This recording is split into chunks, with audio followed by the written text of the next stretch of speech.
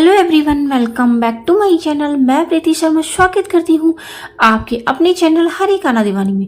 तो फ्रेंड्स, हरे कृष्णा, कैसे हो आप? आई होप आप सब अच्छे होंगे। मैं भी बिल्कुल ठीक हूँ। दोस्तों, आज मैं आपको बताऊंगी घर में आसानी से तुलसी विवाह कैसे करें।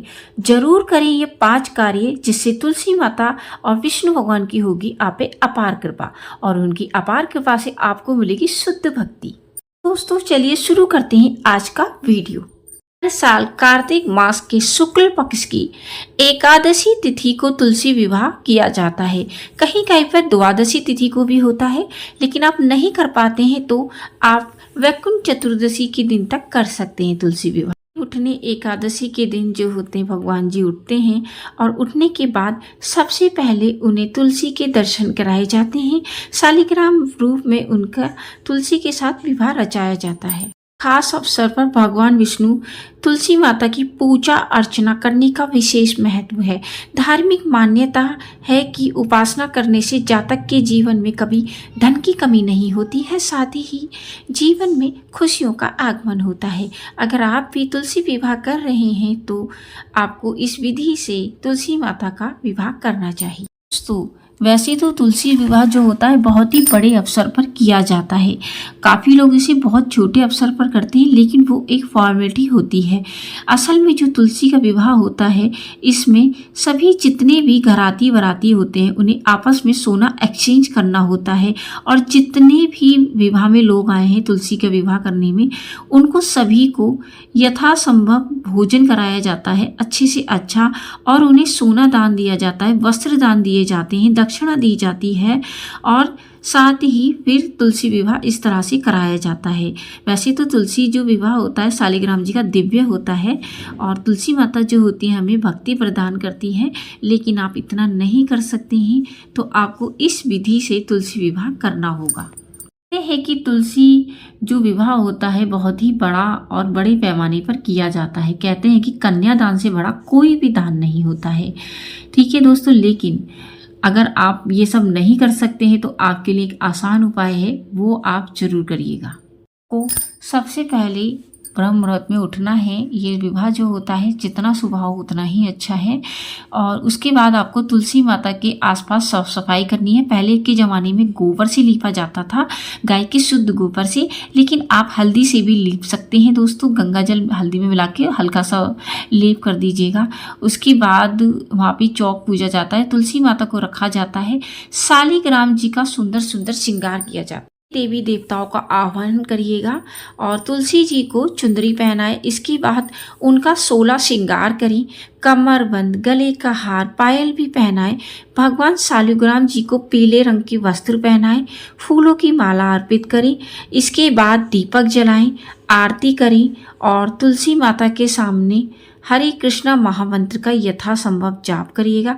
तुलसी चालीसा का पाठ करिए। तुलसी की 108 परिक्रमा की जाती है। ये परिक्रमा एक आप ले लीजिएगा माला जो आप जाप करते हैं, और उसके बाद किशमिश से 108 परिक्रमा करिएगा। परिक्रमा करते जाइएगा और किशमिश एक कटोरी में तुलसी माता के पास रखते जाइएगा। तो इस तरह से अच्छा, आप किशमिश की जगह बादाम से भी कर सकते हैं, छुआरे से भी कर सकते हैं। वैसे ज़्यादातर लोग किशमिश से ही ज़्यादा करते हैं, तो इस तरह से आप कर सकते हैं दोस्तों। और ऐसा करने से तुलसी माता के सामने आपको एक दिया जलाना होगा, जो कि दिया आपको इस तरह से होगा। तुलसी की जो सूखी हुई लकड़ी होती है वो लकड़ी लेके आप शालिग्राम जी के सामने इस तरह से जलाइएगा। जैसे तुलसी की लकड़ी ले लीजिए सूखी वाली, उसको रुई से कवर कर लीजिएगा पूरा, उसको घी में डिप करके, और इस तरह से ये दिया जो होता है विष्णु भगवान शालिग्राम जी को दिखाया जाता है। इससे आपको अपार भक्ति मिलती है और आपके घर में धन संपदा की कभी भी कमी नहीं होती है। और इसके अलावा आप तुलसी के ऊपर जितनी भी मंजरी आ रही है वो सब हटा दीजिएगा। ऐसा करने से आपको 1000 दीपदान का फल मिलता है।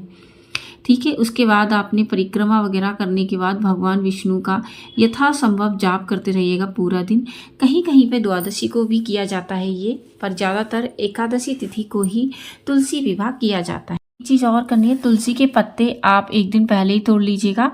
देखिए वैसे एकादशी को भी तोड़ लिए जाते हैं, लेकिन द्वादशी को भूल कर भी तुलसी के पत्ते मत तोड़िएगा। आपको जाप करते रहना है, ओम नमो भगवती वासुदेवाय नमः, और तुलसी पत्ता भगवान जी को चढ़ाते जाना है। 108 इस तरह से आप तुलसी दल के पत्ते उनको चढ़ाइएगा।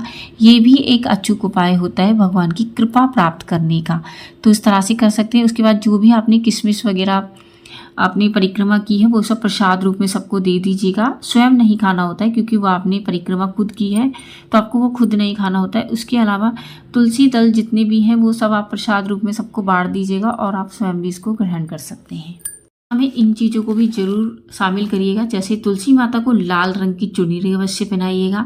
उसके अलावा पीले रंग के धागे में 11 गांठें लगा के शालिग्राम और तुलसी मैया के आसपास इसको रख दीजिएगा, मतलब जिससे उनका गठबंधन की तरह को आप रख सकते हैं। ठीक है, ये भी एक अचूक उपाय है। उसके अलावा तुलसी मैया को कच्चा दूध चढ़ाइएगा, दीपक से आरती करिएगा, 11 तुलसी के पत्ते भगवान विष्णु को अवश्य चढ़ाइएगा। और आप 108 नहीं चढ़ा सकते हैं तो ये उपाय जो होते हैं आप जरूर करिएगा, ये 5 उपाय उस दिन। ऐसा करने से आपको तुलसी माता अपार भक्ति प्रदान करेगी, आपके घर में धन संपदा की कभी कमी नहीं होगी, और इस तरह से आपके घर में रोगी वगैरह जो है वो भी आपके घर से रोग बिल्कुल ख़त्म हो जाएगा।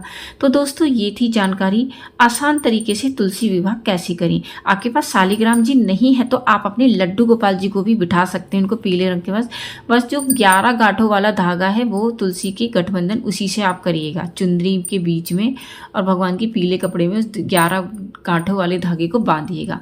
इससे आपके जो पति पत्नी के जो रिश्ते हैं वो बहुत अपार प्रेम आपके पति पत्नी के रिश्ते में बढ़ेगा, और आपके घर में कभी कलह नहीं होगी। तो दोस्तों ये थी जानकारी तुलसी विवाह के बारे में। आई होप कि आपको ये वीडियो बहुत पसंद आया होगा। यदि वीडियो पसंद आया हो तो वीडियो को लाइक शेयर करिएगा, चैनल पे नए हैं तो चैनल को सब्सक्राइब करना बिल्कुल ना भूलें। दोस्तों मैं मिलती हूँ न्यू वीडियो में न्यू टॉपिक के साथ, तब तक के लिए हरे कृष्णा।